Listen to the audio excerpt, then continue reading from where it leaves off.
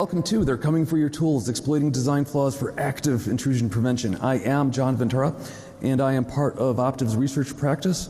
I was also a member of ISS X-Force back in the day, and along the way I've done some malware research, and I think that's informed a certain perspective that you'll see on display here. So we are targeting design flaws in popular attack tools and methodologies, and we're doing this as a means of intrusion prevention. Sometimes people break into computers, attackers, pen testers, people I can't even imagine, and this set of people, they face common problems, and sometimes people solve those problems by creating software, and when they do that well, when those solutions are effective, those software packages often become popular. And just like any other software out there, those software packages exhibit vulnerabilities, and it's the exploitation of those vulnerabilities which is a path towards improved intrusion prevention. And you can do this with little cost. So this is a talk for both blue teams and red teams. So if you're part of a blue team and it's your job to defend networks, to defend computers, I'm talking to you. You need to know that you can exploit these design flaws as a means of intrusion prevention. You can turn the tables on the bad guys. You can exploit vulnerabilities in their software for a change. You can do proactive responses, and we'll show you how to do that here. If you're a red teamer like these guys and you break into computers for whatever reason, you have to know that just like any other piece of software that you introduce into a network environment, your tools bring with them a certain set of vulnerabilities. You cannot treat your tools as a magic black box. You really need to be careful with how you do these things, especially if you're a pen tester. If you are not careful, you could potentially get your clients compromised due to your actions.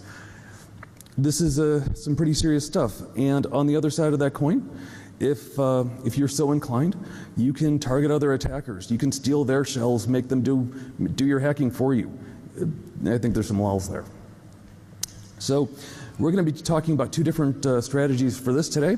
The first of which is going to be man-in-the-middle counterattacks against insecure command and control channels, and specifically we'll be touching on Meterpreter and PowerShell Empire, and we'll talk about a few others. And after that, we will discuss some countermeasures against brute force password recovery. So if you are using BNS or LMNR spoofing to steal people's hashes, we're going to make that harder. And if you are trying to steal somebody's pre-shared key on a wireless network, we're going to make that harder too. So this isn't just theory. We are releasing proof of concept tools to demonstrate these techniques. You can download them, use them at home. We wrote these in C. We wrote these to be really compact and small, and if you ran them all together at once, even the ones that we aren't showing here, they would take up less than 200K of memory. So if for some reason you're still using a Commodore 64, it might be time to upgrade or consider maybe running them one at a time. Those upgrades, they don't necessarily have to be expensive. The whole point there being you can use so-called next-gen security solutions. You can do that on the cheap. It doesn't necessarily have to come in a multi-thousand-dollar magic box. You can do this cheaply, but don't tell the guys in the vendor hall I just said that, because they're great.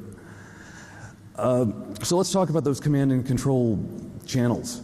If you want two computers to talk to each other in a secure way, and they've never talked to each other before, this is a surprisingly difficult challenge. And if you want to get an idea of what I mean, consider TLS-SSL or OpenSSL in particular. Some really smart people have been working on those efforts now for decades. And occasionally, significant vulnerabilities still show up, and a lot of them even have catchy names.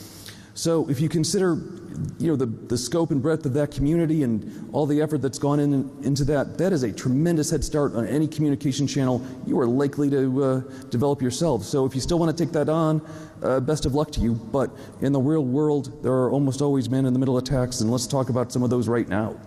The first of these software packages that we looked at was Meterpreter, which is part of the Metasploit framework. And this diagram that you see in front of you is a representation of the typical staging scenario for Meterpreter. I say typical because there is a so-called paranoid mode that uses TLS, SSL, and certificate pinning, and it is not necessarily the easiest thing in the world. It takes extra configuration steps. You need to use third-party binaries, the OpenSSL command line in particular. It is not necessarily intuitive for a lot of people, and you won't even see it documented in a lot of the how-to or getting started guides. And I'm not even sure it works in some real-world situations, like if you're going to go through someone else's proxy, or if you're going to embed Meterpreter within an exploit like MSO8067, it's not the easiest thing to do. So most people are going to opt for this what you see here. And in this diagram, Meterpreter or Metasploit is represented by the Metasploit logo, and the machine being compromised today is the HAL 9000. These arrows in between them are a TCP connection, and the first thing that gets transmitted across that TCP connection is a TCP segment that has a 32-bit or 4-byte payload length field. Following that, there's a slight pause, and then the actual payload itself gets transmitted, and that payload is the Meterpreter client. When HAL gets that payload length field, he allocates a certain chunk of memory that is going to be equal to or greater than that payload length, and then he waits for that payload to come across. When he gets the payload, he copies it into that chunk of memory that he just allocated, and then switches execution there, thereby running the Meterpreter client, and the Meterpreter control channel gets established, and that bottom arrow exists. And this is what we can do about it. In this diagram, this is our response, and you get to be Dave Bowman, the star child himself. And Dave is running a proof of concept sniffer that we developed to demonstrate this man-in-the-middle counterattack.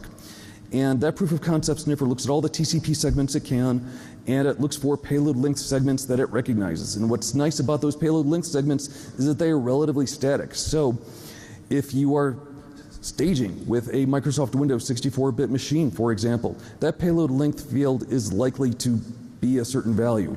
And the sniffer knows about many of those values. And when it sees a payload length TCP segment that it recognizes, it takes these sequence numbers from that segment, and it anticipates what the sequence numbers will be for the payload.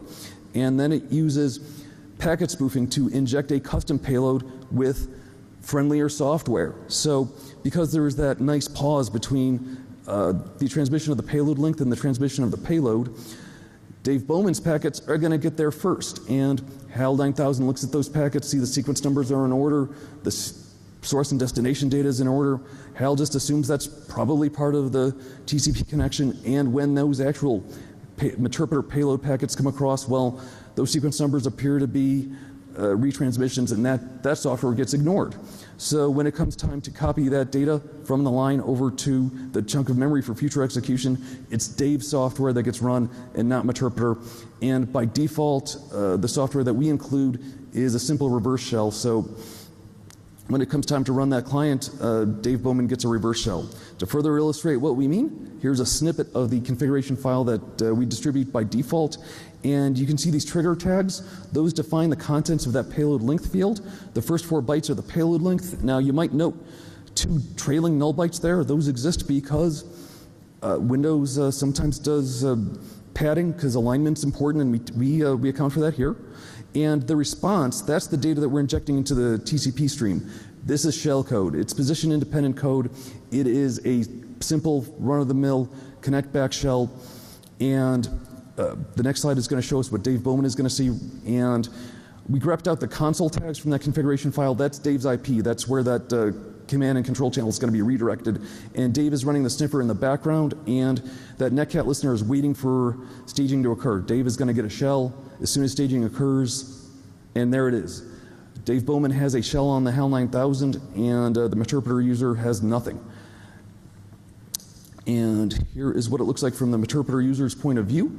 This is a Metasploit console and just a simple handler, and I'm going to redirect your attention to the last 2 lines of this terminal. And the second to last line is what the user sees, what the Meterpreter user sees when that payload length segment gets transmitted. And you can see the payload length segment up there. It's in base 10.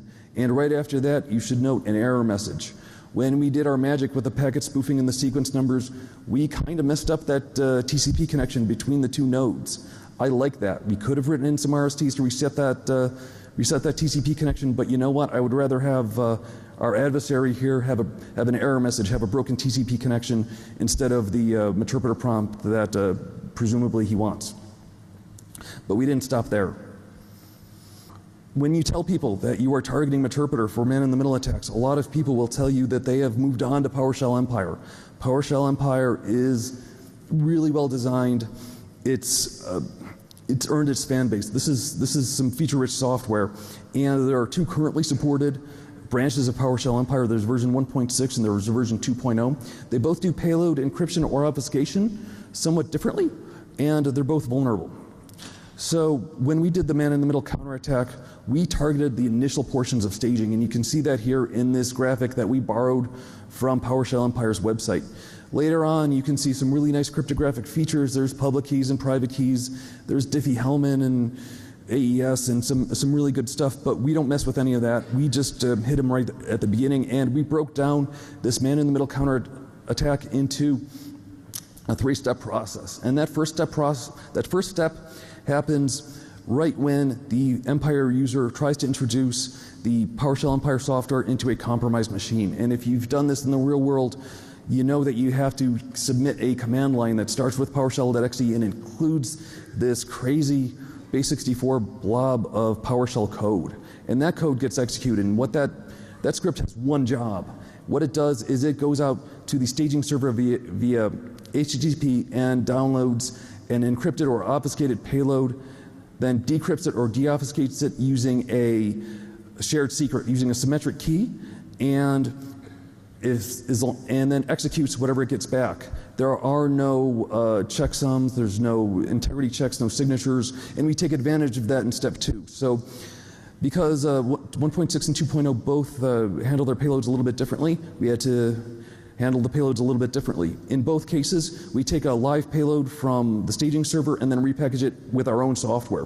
For version 1.6, that payload is obfuscated with XOR, and the key is an ASCII representation of a large hexadecimal number, and because it's hex, for any given offset within that key, there's only 16 possibilities. There's 0 through 9 and there's A through F, kind of limited, and the payload itself is a little predictable. And by that I mean, we know it's a PowerShell script, and with a little bit of analysis, we know what characters are going to occur, and we know roundabout what the frequencies of occurrence of those characters are. So we take that knowledge, the frequencies of the characters, and the limited key space for the key, and we do a little bit of statistical analysis, and we extract the key from that obfuscated payload. A little bit counterintuitive, but it works really well. Once we have that key, we repackage it with our own payload. For version 2.0, the story is a little bit more complicated because 2.0 uses RC4 for encryption. And the nice thing about RC4, or the horrible thing about RC4, depending on your perspective, is that it is vulnerable to man-in-the-middle attacks. Specifically, if you know the contents of that plain text, you can make that encrypted message say anything you want it to say. You can see in the bullet points, you can see how that attack works. This is a classic crypto attack. I wish I was the guy that discovered it. I wish I was showing you something new, but this classic attack still works. And that's a known, the plain text is a known payload because PowerShell Empire is open source. Everybody has the source. That's source code in there. We all have it. And for either version, we repackage that. We repackage the software that the user wants stage 2 to be, and we repackage it as our own. And then we use a man-in-the-middle packet spoofing attack like what you saw earlier with Dave Bowman and the HAL 9000 to overwrite the responses from the server. So when that base64 encoded script reaches out to the staging server to try to get the next stage script, it will end up getting our software because we overwrite it on the line. And this is what it looks like from our point of view. The software is somewhat flexible, and it lets you define what software you want to run on the compromised machine. Today, because it's a proof of concept, we're going to launch calc.exe because that's what proof of concepts do. By default, the software that it sends along is a reverse shell, but you know, calc.exe, it's a proof of concept. So in the command line here, you see that we are reaching out to the staging server via HTTP. There's other ways you could do this. You could sniff that payload. You could get it through your proxy logs. We chose HTTP. There's other ways to do it. And here's what it looks like from the attacker's point of view. This attacker sends the PowerShell staging command, and PowerShell does not stage. This user gets calc.exe. We should note at this point that it is a little bit abnormal in practice to launch PowerShell Empire from a GUI. You don't normally get to do that, but you know, I wanted to show you guys calc.exe. We didn't stop there though. There were a couple other software packages that I think deserve a mention. In particular, Fuzzbunch, which includes the double pulsar module. This is part of the Shadow Brokers dump. The Shadow Brokers leaked some software that was developed by and/or for one of these 3 government agencies, and I'm not going to speculate which one. And the people at Counterceptor released some really in-depth analysis of that software, and as it turns out, double pulsar is very easy to detect on the line. There are snort rules that can detect it. It uses XOR for encryption, exposes the key in plain text, And to make matters worse, double pulsar does not really have adequate authentication once you've introduced it onto somebody's computer. So if you ever detect double pulsar running, feel free to fire up your own double pulsar client and follow that guy in, because there's nothing's going to stop you, even if you don't have the exploit. This is not safe. Don't use it, especially if you're a pen tester. Just say no. On the other end of that spectrum is Cobalt Strike, which has several staging and even some stageless options. There are data integrity checks, and to their credit, Raphael Mudge put out a blog post that talks about these issues in depth, and we don't have time to go into it today, but if you're a Cobalt Strike user, I strongly recommend you RTFM. In the meantime, let's switch gears and let's talk about password cracking and what you can do about it.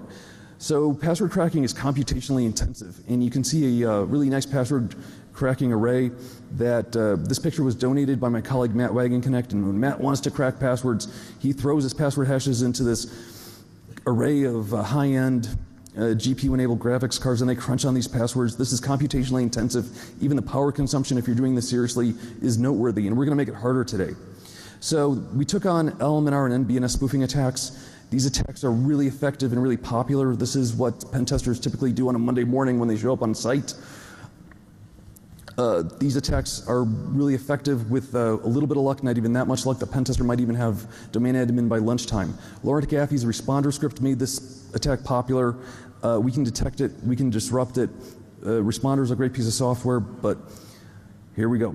In order to understand what we're doing, here's a diagram that explains how the attack works. This sad machine here in the center of all these blue arrows is a typically misconfigured Microsoft Windows machine. And when it wants to do name resolution, the first thing it does is DNS. And if DNS fails, it sends out these broadcast UDP packets via NBNS and LMNR. And it asks everyone on the network, hey, are you this machine? And the evil guy here, when he gets these queries, he responds back universally and says, yes, I am that user, and the bad guy is hoping the other side of this diagram happens. The bad guy hopes that the misconfigured Microsoft Windows machine will connect to it on some supported protocol, and with a little bit of luck expose a plain text password. With slightly less luck, the bad guy is hoping to use NTLM to induce that misconfigured machine to send a password hash. And this is our response. So just as with the typically misconfigured Microsoft Windows machine, we also send out NBNS and LMNR queries. The difference being, we're not actually looking for another machine. Our queries are for machine names that are 16 to 20 bytes in length of random characters. And anybody responds to that and says, yes, that pile of garbage is in fact my machine name, we consider that entity to be hostile. And because that entity is looking for password hashes, we send password hashes. We also log the alert. So we go beyond logging, we actually do something about the attack. And here's what it looks like from the defender's point of view. This command line, it takes usernames and passwords from that usernames.txt file. Presumably these are fake usernames and passwords. However, people have talked to me about canary accounts and using that as a means of detecting relay attacks if you're worried about that.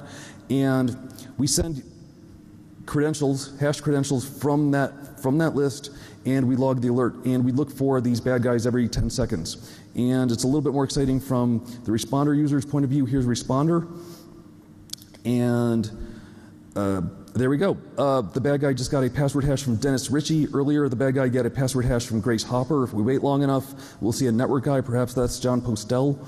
Sadly, everybody I've just name checked right there has passed away, so it is unlikely that any of them are going to be using NTLM or any network-based services at all. Again, these are fake accounts, and we are hoping that the attacker jumps onto the hamster wheel that we've just constructed. And again, this software is designed to work around your strategies, so if you want to be a little bit more aggressive, we include a resource exhaustion attack. So this bad guy wants some hashes, let's send him some hashes. If the bad guy walks away from the console, the bad guy walks away from the console, the bad guy comes back, that hard drive's filled up, that database of hashes is somewhat corrupt. It's a bad day for the bad guy. And we also took on WPA2 attacks designed to steal that pre-shared key, that wireless password. And in order to understand how that attack works, we need a little bit of a discussion of the handshaking process that happens when you want to join a wireless network. The STA in this diagram is the node that wants to join the network. So if you imagine a cell phone or a laptop, that wants to join the network. The AP is the access point wireless router or whatever controls that wireless network.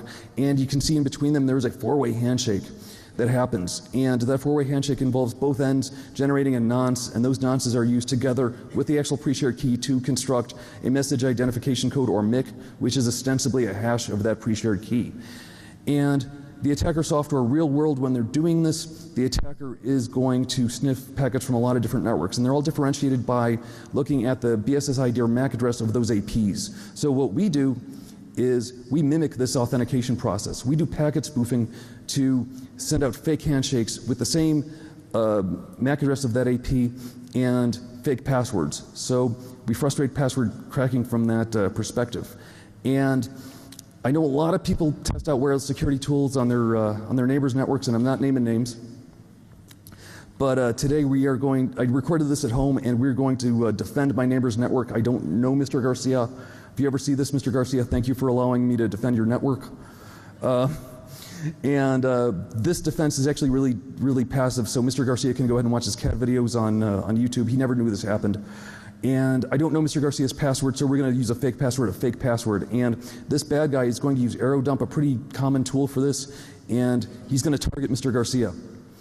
And anybody who's done this attack real world knows that there's a lot of waiting. There are deauth attacks if these handshakes don't happen on your schedule, but even then those deauth attacks aren't necessarily easy. Now we got a handshake, and the bad guy's going to try to crack that password. You see, there we go. The bad guy got the fake password, whatever Mr. Garcia's real password is, the bad guy's going to have to go back to square one and try to get it. Again, the bad guy just has to do a lot more waiting. And if you imagine you put in 4 fake handshakes and the bad guy gets lucky and gets 1 real handshake, the bad guy either has to figure out how to tell the difference between the handshakes or crack them all. And if the bad guy chooses to crack them all, you've just degraded their cracking capabilities by about 80%. And as you can see, I was only able to crack about 1,000 guesses per second. That is really slow. So we've made it harder to steal Wi-Fi passwords, and we did it on the cheap without really disturbing Mr. Garcia. So we intend to continue this project into the future. There's areas we can keep going. We can integrate the wireless defenses with OpenWRT or other available access point software. Existing security technologies, especially IDSs and IPSs, you can definitely put this in there. It was designed for that. Proxies, if you have a smart proxy, we can make it smarter.